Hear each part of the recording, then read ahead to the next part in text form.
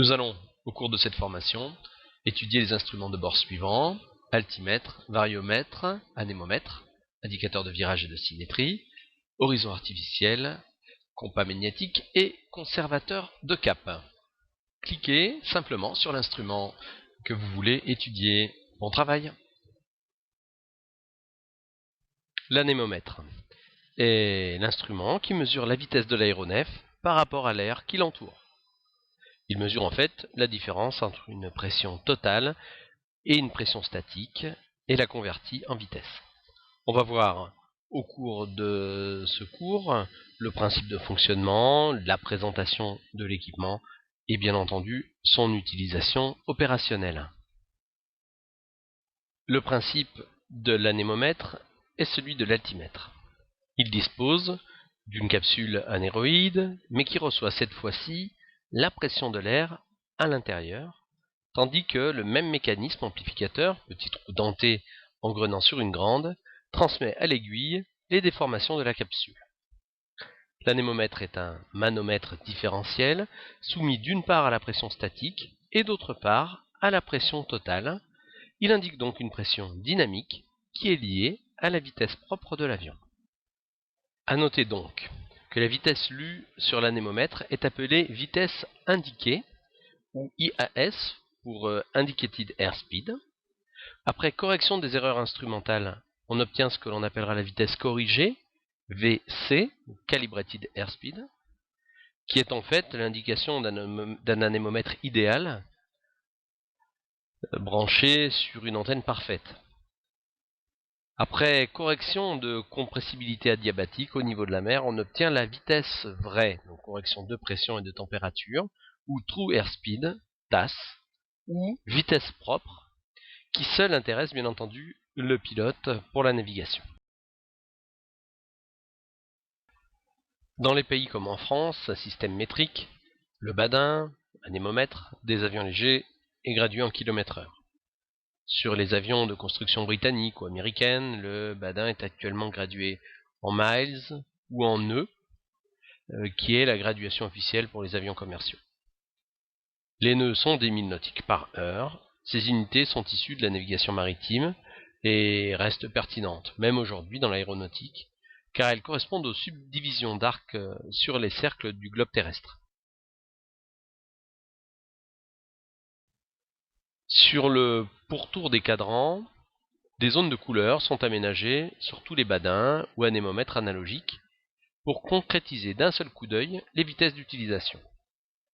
On distinguera donc un arc blanc qui couvre la zone d'utilisation des dispositifs hypersustentateurs, notamment les volets. C'est la plage de vitesse de sortie des volets. Deux limites, une limite inférieure, VS0, vitesse de décrochage hypersustentateur sortie, et une limite supérieure, VFE, vitesse maximale hypersustentateur sortie. Un arc vert qui couvre la zone d'utilisation normale. C'est la plage des vitesses en utilisation normale. Limite inférieure VS1, vitesse de décrochage en configuration lisse. Vitesse supérieure VN0, vitesse utilisée pour calculer la structure de l'avion en vol horizontal. VNO signifie NEO Normal Operation, ou utilisation normale. C'est la vitesse maximale en croisière.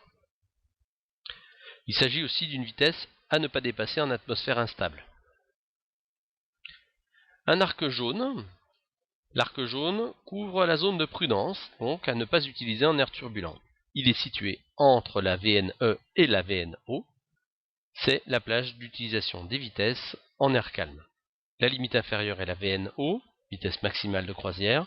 La limite supérieure, la VNE, vitesse à ne jamais dépasser, never exceed.